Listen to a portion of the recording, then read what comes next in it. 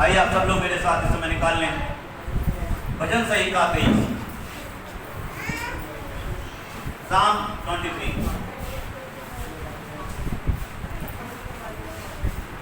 और भजन संहिता 23 को हम सभी मिलकर एक साथ पढ़ेंगे।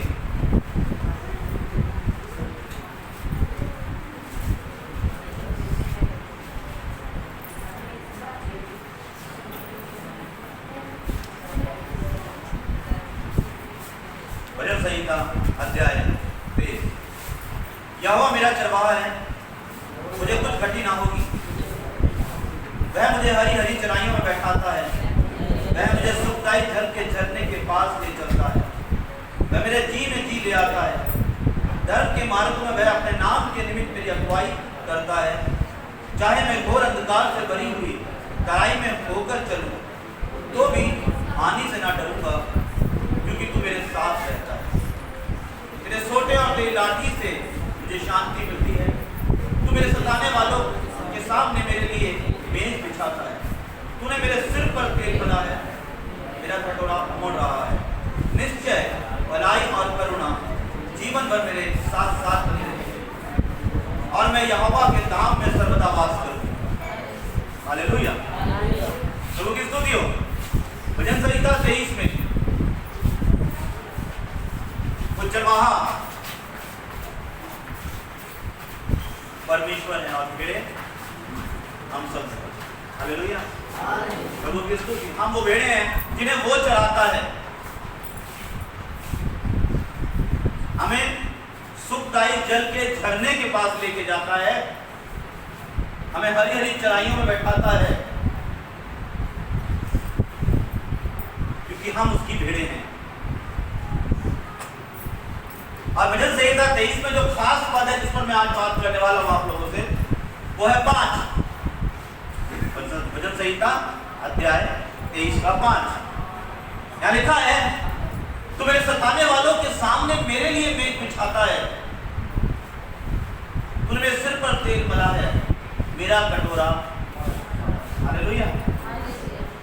वो मेज जो परमेश्वर आपके और मेरे लिए बिछाता है, वो मेज जो हमारे शत्रुओं के सामने बिछाता है, वो मेज और कहीं नहीं, वो मेज प्रभोज की टेबल। हालेलुया। ये टेबल जो प्रभु हमारे लिए लगाता है,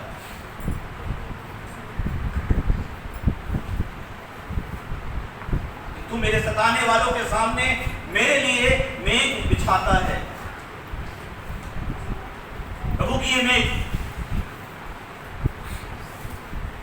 जो आपके लिए और मेरे लिए उसने वो लगाता है यहां पर। हालेलुया। अक्सर लोग इस मेज की, इस टेबल की अहमियत को कोई अहमियत नहीं देते उनकी जिंदगी में। वो समझते हैं सिर्फ एक रीति है, लेकिन ऐसा नहीं है। भजन संहिता में जो मेज की बात हो रही है वो यही है जो प्रभु हमारे लिए बिछा रहा है।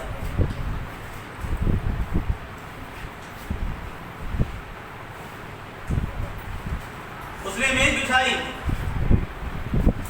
फसह के पर्व में इस्राएलियों के लिए।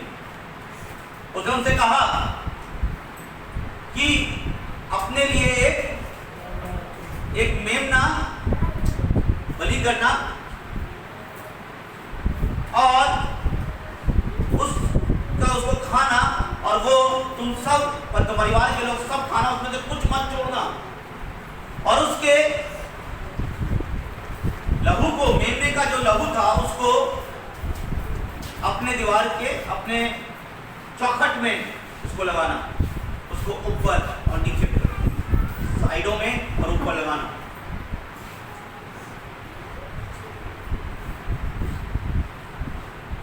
और वो लहू जब तुम लगाओगे तो जब मौत का वो दूत जब वहां से निकलेगा तो वो उस लहू को देखकर आगे निकल जाएगा,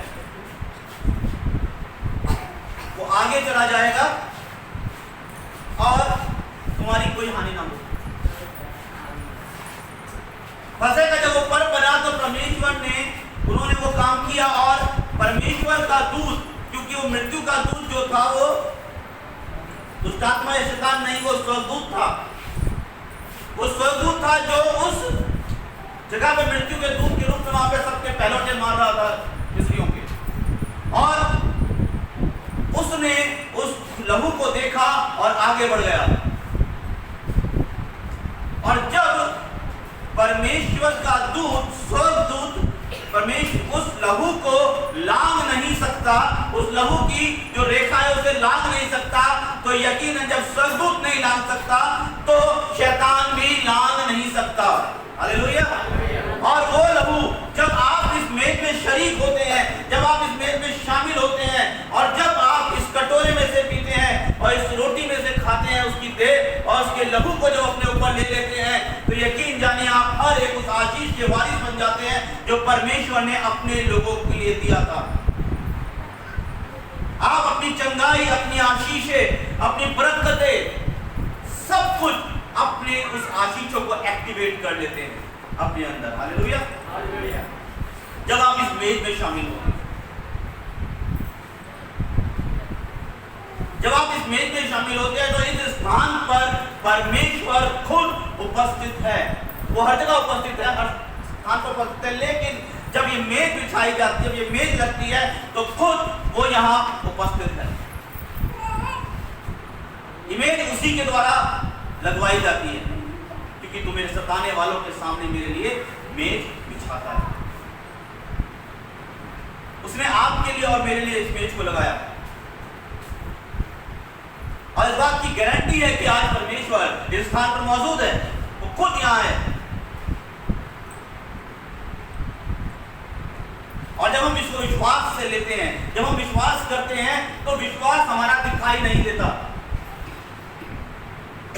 हमारा विश्वास दिखता नहीं है, लेकिन सिर्फ और सिर्फ एक जगह है जहां पर हम अपना विश्वास देख सकते हैं। जब आप इस रोटी में से लेते हैं, तो ये रोटी जो है उसकी देह है, ये उसका लहू है,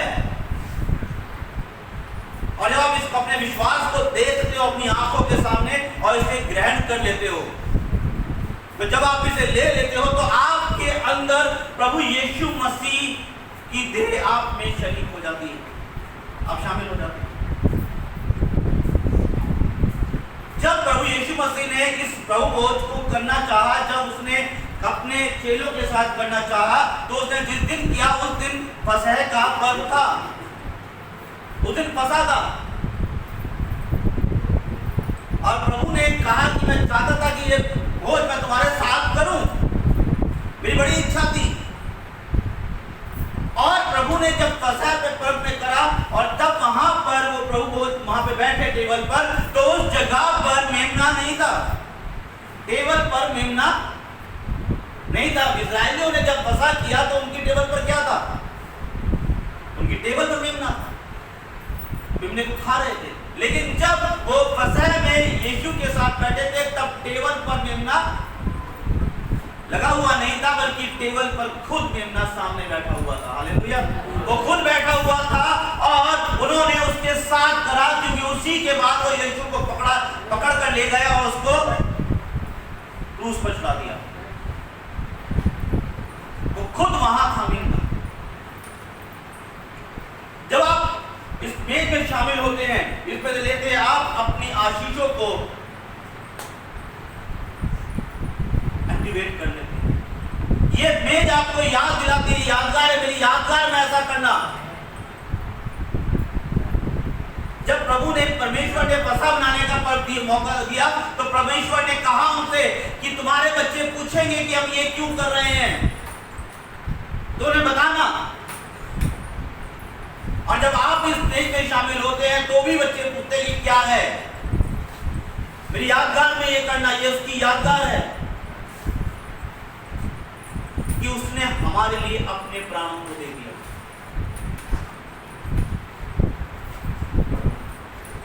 ये प्रभु की जो मेज है, ये कोई मामूली मेज नहीं है। जब हम बाइबल में देखते हैं, बाइबल के अंदर उस उद्धारकर्ता सेवियर वर्ड 33 बार है, लेकिन लॉर्ड प्रभु 400 बार है।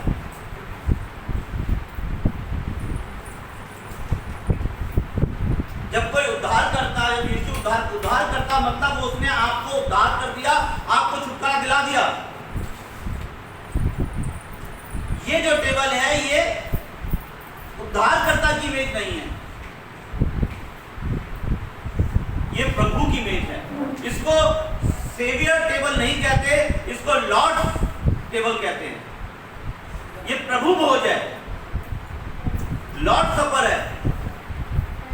क्योंकि जब आप इसे लेते हो तो सिर्फ वो आपका उद्धार करता नहीं, बल्कि आपकी जिंदगी का प्रभु हो जाता है। आप उसे ग्रहण करते हो कि मेरी जिंदगी के हर एक क्षेत्र का तू प्रभु है, मेरी जिंदगी का हर एक मोड़ का तू प्रभु है। आप उसे प्रभुता देते हो, उसकी अधीनता स्वीकार करते हो। और जब आप प्रभु के को ग्रहण करते हो अपने अंदर, तो आपको ये बात याद है कि उसने अब आपकी शर्मिंदगी, आपके गुनाह, आपकी हर एक बुरी बातों को, सब कुछ उसने अपने सर पर ले लिया और आपको छुटकारा दिया। जब आप ये जानते हो उसने सब कुछ आपका अपने सर पे ले लिया, और जब आप इसे लेते हो, प्रभु भोज में जैसे ही शामिल होते हैं, आप विश्वास के साथ आगे बढ़ते हो, तो उसने आपकी लिए हर एक चंगाई, आशीषें, बरकतें, सब कुछ वहां पर एक्टिवेट हो जाती है। जब आप इसे लेके यहाँ से जाते हो, तो आप यहाँ से अपने घर जब जाते हो, तो अपनी चंगाइयां, अपनी बरकतें, अपनी सारी आशीषें, सब कुछ आप साथ लेके जा रहे होते हो। हालेलुया, प्रभु की स्तुति हो।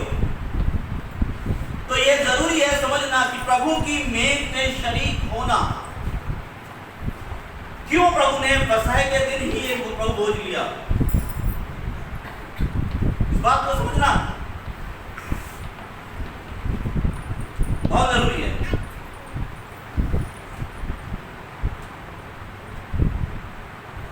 प्रकाशित वाक्य में, प्रकाशित वाक्य उसका 7 अध्याय, उसका अगर 9 से 14 पढ़े तो वहां पर लिखा हुआ है, एक बड़ी भीड़ खजूर की डालियां लिए वहां पर मौजूद है। और वहां कहता है प्रकाशित वाक्य 7 अध्याय उसके 9 से लेकर 14 पद के दौरान, वहां पे बोलता है ये भीड़ कौन है, तो बताता है ये भीड़ वो है जो मेमने के लहू से धुलकर साफ हुई है। हालेलुया, प्रभु की स्तुति हो। प्रभु के लहू में अगर आपके शरीर, आपकी शर्ट के ऊपर, आपके कपड़े पर अगर खून का दाग लग जाए, अगर खून का दाग लग जाए आपके शरीर पर, आपके कपड़े के ऊपर, तो वो दाग किसी भी साबुन से नहीं जाता, वो दाग बना रहता है।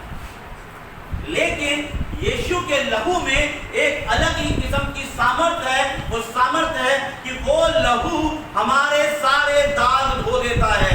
हालेलुया, वो हमारे सारे दाग धो देता है। वो आपको हिम के समान श्वेत कर देता है। उस लहू में वो सामर्थ है, वो ताकत है। जब आप उस लहू में हमें जीत दिलाई गई, परमेश्वर ने उस लहू को उसने बहा दिया आपके और मेरे खातिर।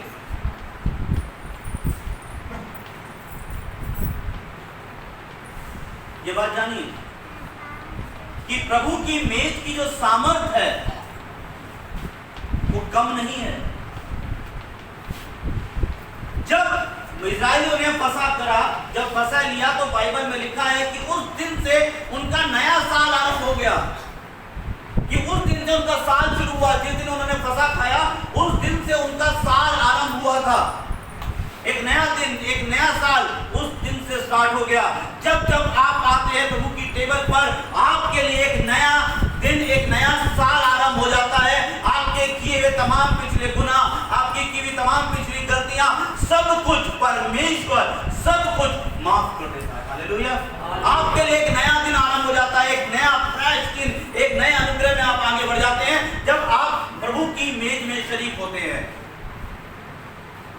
एक नया साल शुरू हो जाता है। परमेश्वर आपके पिछले सारी गलतियां, आपकी शर्मिंदगी, आपकी सारी बातों को माफ कर उनको लहू में ढाक देता है, उन्हें धो देता है, साफ कर देता है, और आपकी एक नया दिन शुरू हो जाता है।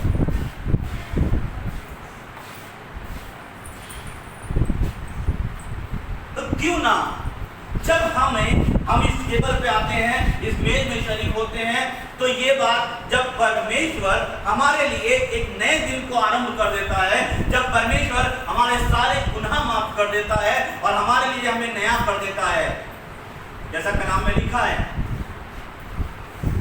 कि जो कोई मसीह में है वो नई सृष्टि है, सारी बातें और देखो वो सब नया हो गया। नया का मतलब सब कुछ नया का मतलब हो गया कि सब कुछ नया हो चुका है तुम्हारे लिए। आज जब बोझ लेकर जब आप यहाँ से लेते हैं यहाँ की, उसके बाद से आपके लिए सब कुछ नया हो गया।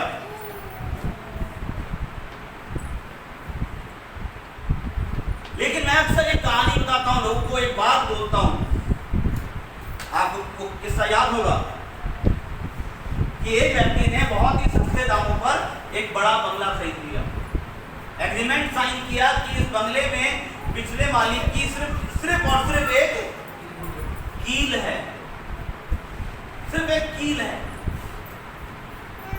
और वो कील का अधिकार पे उसकी अधिकार है, वो उस कील पर बस पूरे बंगले के अंदर बस वो एक कील पर वो जो चाहे वो टांग सकता है और आप उसे उतार नहीं सकते। पुराना मालिक रात को 2 बजे आकर दरवाजा खटखटाता है उस बंगले का और कहता है मुझे अपना कोट इस कील पर टांगना है, तो आप उसे मना नहीं कर सकते क्योंकि एग्रीमेंट साइन है। आपको लगा कि ये छोटी सी कील अगर ये अपने पास रखना चाहता तो इतने बड़े बंगले में कील तो है।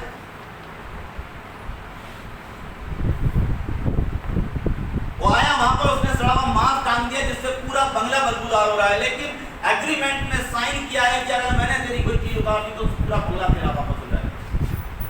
आप पूरे घर में बदबू फैल रही है सिर्फ एक वजह से, एक छोटी चूक से कि पुराने मालिक की वो कील है, उस पर टंगी हुई वस्तु को आप छू नहीं सकते।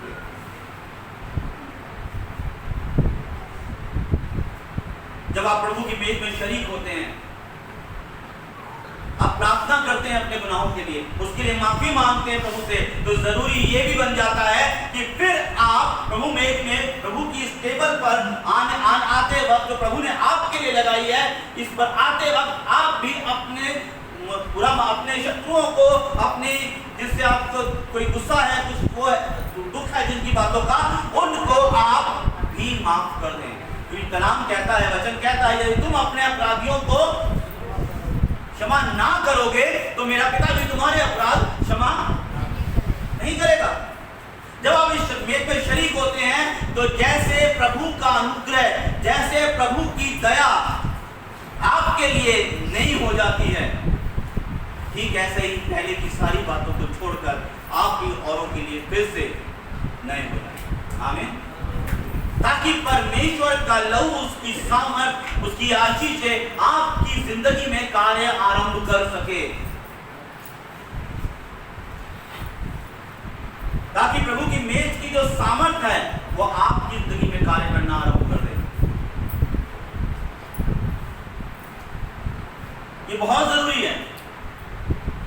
कभी कभी हमें लगता है कि इस बात से क्या फर्क पड़ेगा, लेकिन यकीनन जानिए फर्क पड़ता है। पिछले दिनों मेरे पास एक बहन आई, उसने मेरे से आकर बात करी, उसने मेरे से कहा कि पास्टर साहब मेरे सीने में दर्द होता है और बहुत गंदा दर्द होता है, ये दर्द डॉक्टर चेकअप करवा चुके हैं लेकिन अब तक आराम नहीं पहुंचा और उन्हें कुछ मिल भी नहीं रहा है कि सीने में दर्द है क्यों। ये विश्वासी थी। तब मैंने उसको एक बात बोली कि अगर ऐसा है तो बहन एक काम करना, प्रार्थना करना, और अगर किसी के लिए मन में कुछ भी है माफ कर दो, उसको माफ करके अपना न्याय प्रभु के हाथों में, खुदा के हाथों में सौंप दो और तुम उस बात से आगे बढ़ जाओ, तुम उस बात से आगे बढ़ जाओ और देखना तुम्हारा ये दर्द चला जाएगा। जब मैं उससे बात कर रहा था, उस बहन से बात करता, उसने मुझे बताया, उसी ने मुझे बताया कि मेरे मन में मेरी सास को लेके बहुत कुछ है। मैं तो सीधे मुंह बात भी नहीं करना पसंद करती। जब उसे बताया कि ऐसा कर कर देखना फर्क पड़ जाएगा, क्योंकि वो कील जो आपने अपने सीने में गाड़ कर रखी है शैतान को हक है, दुष्ट आत्माओं को अधिकार है, बीमारियों को हक है कि वो आपकी जिंदगी में कार्य करते रहें। जब आप प्रभु की मेज पर आते हैं तो प्रभु भोज में जब शामिल होते हैं तो आप यीशु को पहन लेते हैं, आप यीशु को ओढ़ लेते हैं। और जब आप यीशु को ओढ़ लेते हैं तो यकीनन यीशु आपकी जिंदगी का जब प्रभु है तो वो आपकी जिंदगी के हर एक कोने का, आपकी जिंदगी के हर एक क्षेत्र का प्रभु होना चाहिए। आमीन। चाहे वो आपके शत्रु ही क्यों ना हो, जब वो आपका प्रभु है, आपने अपनी जिंदगी का प्रभु से माना है, तो फिर आप अपने नहीं रहे, क्योंकि उसने आपको अपना खून देकर खरीदा है। आप खून खरीदे हैं। कई बार लोग ये बात भी बोलते हैं कि भाई क्या तुम क्या दूध के धुले हो? तो मेरे पास अक्सर उनके लिए जवाब होता है, मैं दूध का धुला नहीं हूं, मैं खून का धुला। मैं खून देकर खरीदा गया हूं, क्योंकि उसने अपना खून दिया, अपना लहू मेरे खातिर बहा दिया, आपके खातिर बहा दिया। और जब आप उसकी मेज में शरीक हो रहे हैं, आप उसको अपनी जिंदगी का प्रभु बोलते हैं। मैंने बताया बाइबल के अंदर सिर्फ 33 बार है उद्धारकर्ता, सेवियर वर्ड, सिर्फ 33 बार, लेकिन 400 बार है प्रभु। ये मेज प्रभु की मेज है, ये उद्धारकर्ता की मेज नहीं है, ये प्रभु की मेज है। और जब वो आपकी जिंदगी का प्रभु है तो आपकी जिंदगी का हर एक क्षेत्र का प्रभु है। और जब आप उसे ले लेते हो तो आपकी बरकतें, आपकी चंगाइयां, आपकी आशीषें, आपकी खुशियां, आपके आनंद, ये सारी आशीषें सब कुछ एक्टिवेट हो जाती है, क्योंकि सब कुछ इसी में है। यीशु के लहू में मिठास है। ये मिठास हर प्रकार की कड़वाहट को खत्म कर देती है। हालेलुया। ये मिठास हर प्रकार की कड़वाहट को खत्म कर देती है। अगर आप उस कड़वाहट को खत्म होने देंगे तो,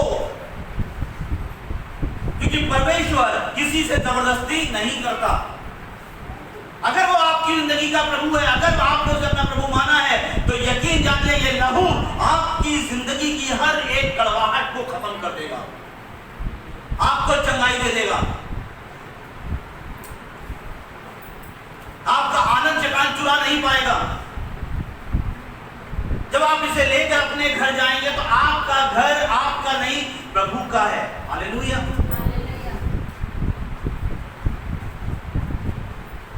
ये बात आपको समझनी है, क्योंकि प्रभु की मेज में बहुत सामर्थ है।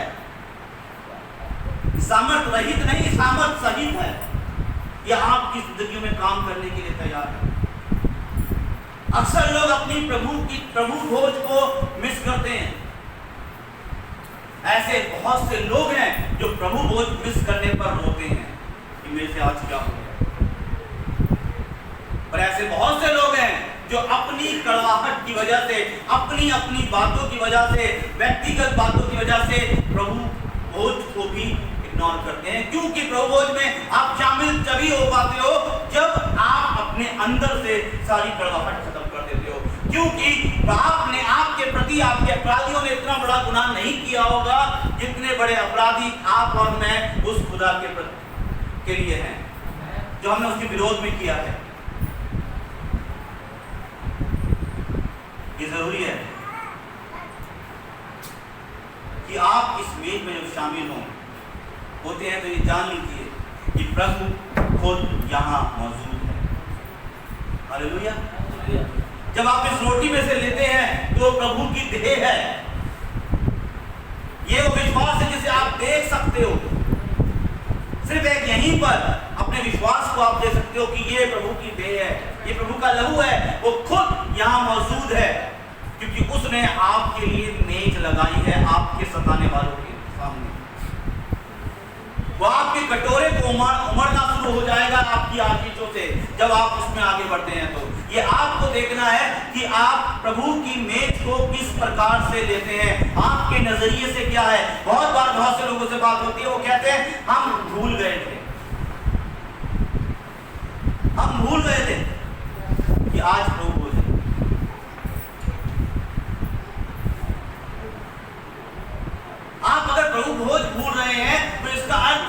यीशु का की कुर्बानी, उसका बलिदान आपके लिए कोई मान्य नहीं रखता।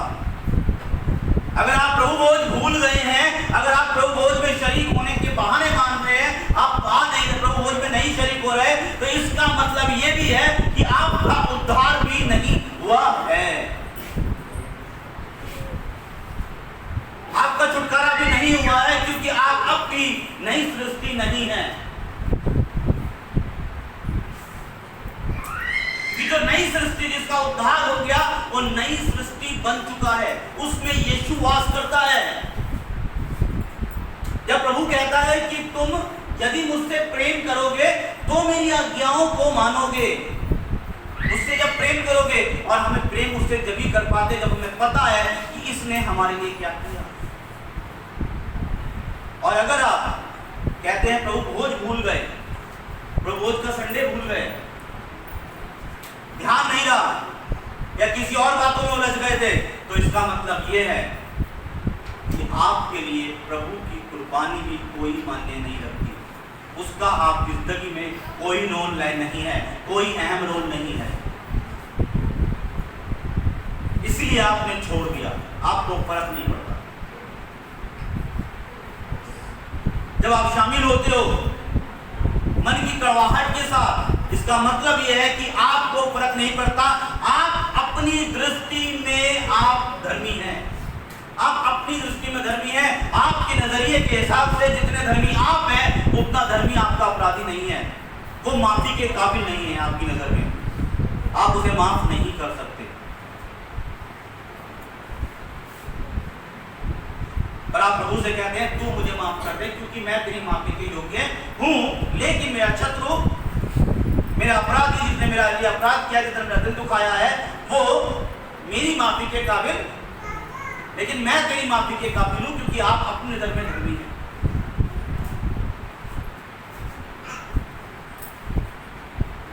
प्रभु की ये मेज आपको नया बनाती है,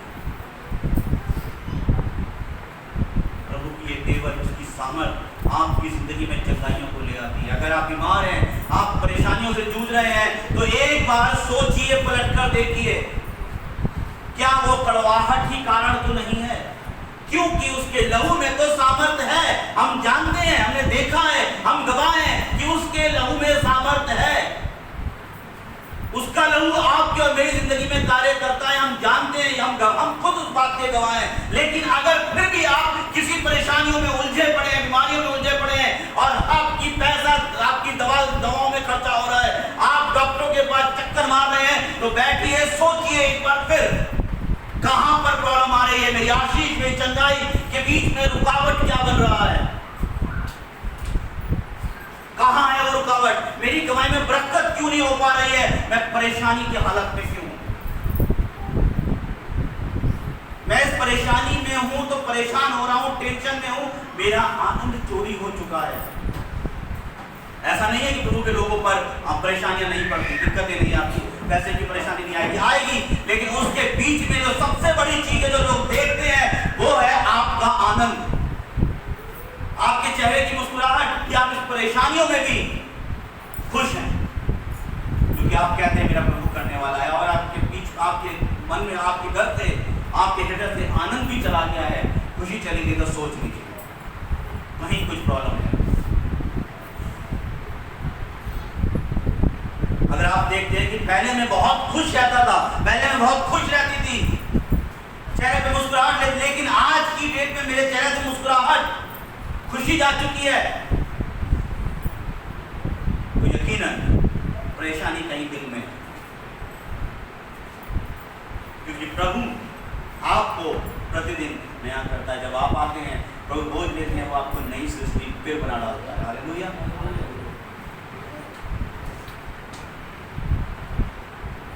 कि प्रभु ने हमें दिया, कि प्रभु भोज प्रभु का दिया हुआ है, और यीशु मसीह खुदा कोई भी काम बेवजह नहीं करता।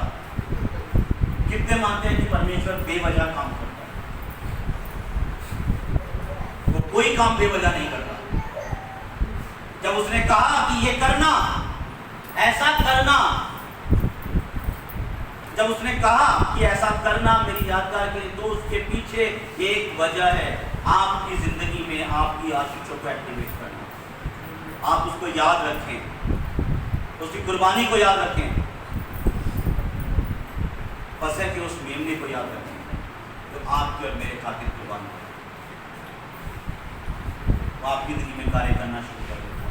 यकीन जानिए, जब स्वर्गदूत लहू की उस रेखा को, स्वर्गदूत उस लहू को लांघ नहीं सकता, शैतान भी उस लहू को लांघ नहीं सकता। हालेलुया। और जब शैतान लांघ नहीं सकता तो उसका आपकी जिंदगी में अधिकार क्या बचता है? आप जब ये ले लेते हो, जब आप इसे लेते हो तो आप यीशु को पहन लेते हो, आप अपने अंदर यीशु को ले लेते हो, आपके ऊपर उस यीशु का लहू लगा लेते हो, और जब वो लेकर यहाँ से अपने घर जाते हो तो वो तमाम आशीषें, वो तमाम बरकतें, सारी चंगाइयाँ, सारा आनंद, सारी खुशी अपने साथ लेके आगे बढ़ जाते हो। हालेलुया। लेकिन अगर आपको फिर भी लगता है कहीं कोई प्रॉब्लम है तो फिर टटोलिए अपने आप को। ये जरूरी है समझना, प्रभु की मेज कोई मजाक नहीं है, कोई ये छोटी बात नहीं है। आप सोचिए, क्या आप उद्धार पा चुके हो? क्यों प्रभु के अंदर कहा जाता है कि सिर्फ बपतिस्मा लिए में ही आ सकते हैं, बिना बपतिस्म के कोई नहीं आएगा प्रभु भोज? निकालिए मेरे साथ निर्गमन 12 अध्याय।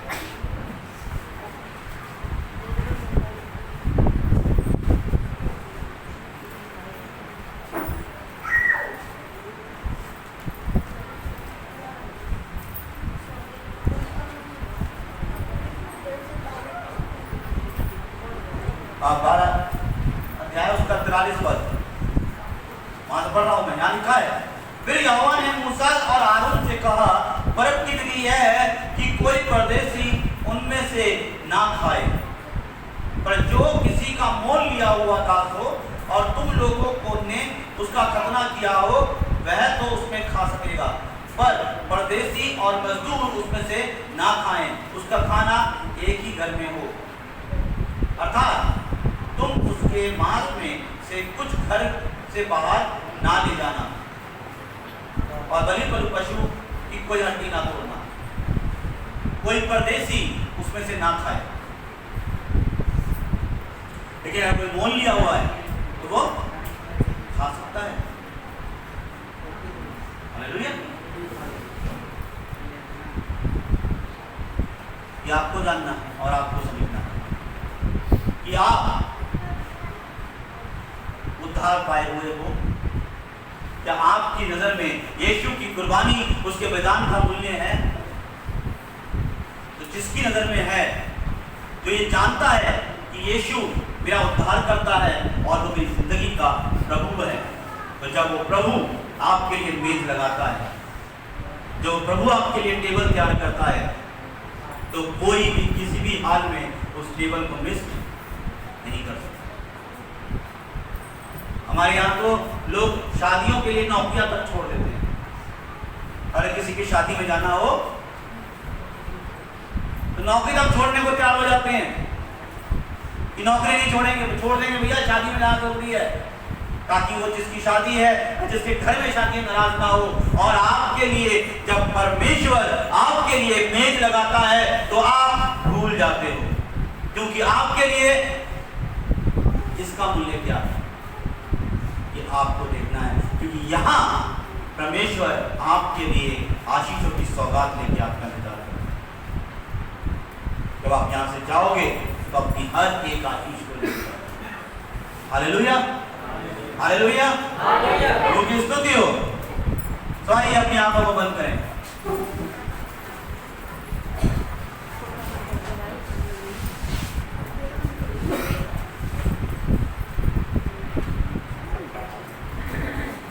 और